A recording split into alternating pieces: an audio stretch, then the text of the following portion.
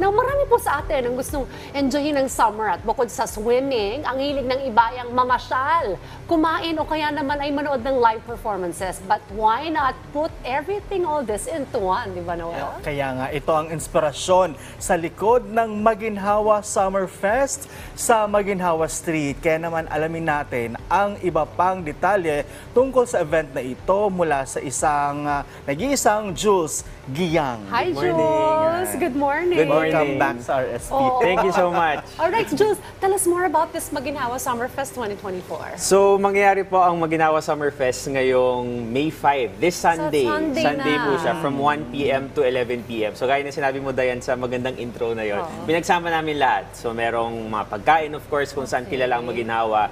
May non-food din, kung gusto nyo ng mga henna, mga tattoo, meron tayo doon. And of course, meron tayong concert. Meron din tayong dance contest. Kaya para sa lahat ng mga mahilig sa mga banda, mahilig kay Taylor Swift, sa mga Swifties na mga fans dyan, no, pwede kayo pumunta dito dahil nandoon si Taylor Sheesh. So, Ayun, halo-halo siya. Okay. So para ang dami yung sangkap dito sa Summer Fest nila Yes. ito. Ano?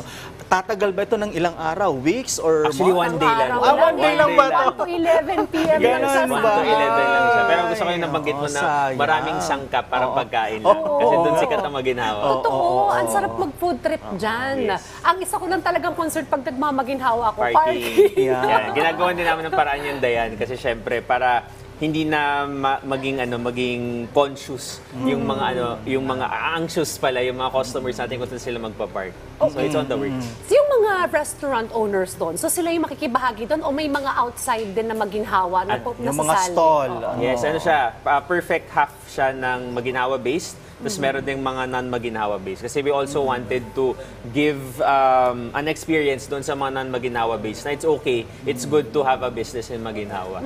Oo nga naman, ano? Sa panahon ngayon, syempre, dapat mag-enjoy na tayo. Pero ano ba dapat, for example, ano ba ang dapat namin abangan doon? Anong dapat ang puntahan namin doon? Yes, so ang i-expect natin dyan ay at least 60 ng mga tents. Okay. So, Dami majority niyan ay mga food, tapos may non-food din tayo. Ang Quezon City LGU na partner din natin dito sa event na to, meron din silang mga stalls na ilalatag para sa iba't ibang mga services nila. And as mentioned, may Zumba pala tayo sa mga mahilig, sa mga tita, sa mga mommies natin dyan na mahilig mag-Zumba. May DJs din tayo from 1 to 4, tapos yun po, may Zumba, may dance contest, and then sunod-sunod na po yung mga concert natin. Mukhang masaya itong and event na ito, At saka no? parang kinikater lahat. Correct. Free admission ito. Free admission, yes. Walang so, libreng entrance libre. fee. Okay. I understand, nagkaroon din kayo ng ganitong activity December. last December, ano? Yes. So, noong December, Dayan, it was actually the comeback from 9 years ago. So, LGU nagsimula nito ng Quezon City. Tapos, nung nabuo namin yung Maginhawa Food Community, sinabi namin kay Mayor Joy, gusto namin ibalik as a community-based initiated event. So, since naging successful siya, thank you also to RSP for having us here 3 months ago. Daming tao, at least 20,000 yung mga tao dumating all throughout the day. So, we're hoping to replicate it this summer, but hindi siguro ganun kasing laki kasi mas maiksi yung program natin ngayon. But we're hoping to make this an annual event na meron kaming summer, mas meron din kaming December. Oo. So maraming pumupunta doon. Kumusta naman yung paghahanda sa security? Security-wise, dyan very active ang LGU. As in, we're expecting iba't ibang departments ng LGU, around 500 individuals yung lalatag. Kasi we're also expecting Mayor Joy to be there. Magsasalita rin siya sa stage to show her solidarity na nandun siya para makiisa sa mga MSMEs kasi small businesses yun eh. Correct. Alam mo, may isang very interesting thing about Maginhawa. May ordinance na bawal ang big brands sa buong Maginhawa. So lahat ng mga small businesses nagka-thrive doon. Din, Startups, ano? yes. Mga local. Kamusta nga ang feedback sa ating mga micro, small, and medium enterprises?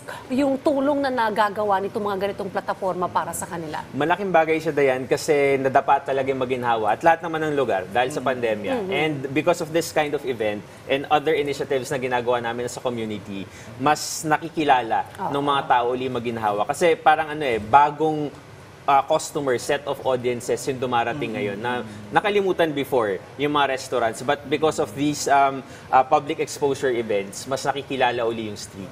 Parang nagugutom na ako. Kaya nga. Diyan masasarap kumain eh. sa Pero yung Maginhawa. presyo, talagang abot kaya yung mga presyo dito. Parang kanong Oo, budget na magkano ba? i-prepare if we'll go Oo. there? I think sapat na yung mga 70 to 150. Mabubusog ka na. Wow, very- Yes, oo. Diba? Kaya talaga. Student-friendly. Student-friendly talaga. Yun na din naman yung kilala sa Maginhawa na kung ayaw mo mag-mall, kung gusto mo ng parang lutong bahay at iba't ibang klaseng cuisines, meron sa Maginhawa. So, abot kaya. At saka mag-enjoy, may mga band, di ba? May Sabi mo live ba, may mga performances. And I understand Oo. Fifi will also be there, Yes, of di course. ba? Our very own Fifi will be hosting for the nth time. Kaya Siya yung suki namin lagi sa mga events sa Maginhawa. Okay, bukod kay Taylor Swift, sino pa yung mga performers na po pwedeng abangan? I'm not sure how to really pronounce this, but Dayonela. Okay. So meron siyang very popular song yan, yung Ayan. photo niya. Parang may 2 million monthly listeners siya sa Spotify. Wow. I see. Yes, so yeah, tapos the other talagang mga up and coming na mga artists. So in support din to sa OPM of course. So yan. This Asahan will nyo na definitely be fun. papakinggan nyo sila habang kumakain kayo ng masarap na food sa Maginhawa. Ayan. Uy, maganda yan. Sunday, family day yan. Yes. Isama mo na yung Correct. pamilya mo Oo. dyan sa Maginhawa. May social media accounts pa na pwedeng i-follow? Yes, so please visit Maginhawa Food Community and Maginhawa Food Festival on Facebook para sa aming daily updates para sa ating event on Sunday. 1 p.m. bukas na. 1 p.m. Gates open. 1 p.m. until 11 Yes. in the Wow, evening. nice. Sunday, mark your calendars. Magkita-kita po tayo dyan sa Maginhawa Summer Fest 2024. And congratulations, of Thank you course, so Josa, much. for mounting this event. At hopefully nga sana ay maging, kumbaga, 2 beses ito kada taon, para support na rin sa mga micro, small, and medium enterprises dyan po sa Maginhawa. Thank you, Thank you Josa, so much. Thank you, for Jules. gracing us today. And see you on Sunday. See you on Sunday.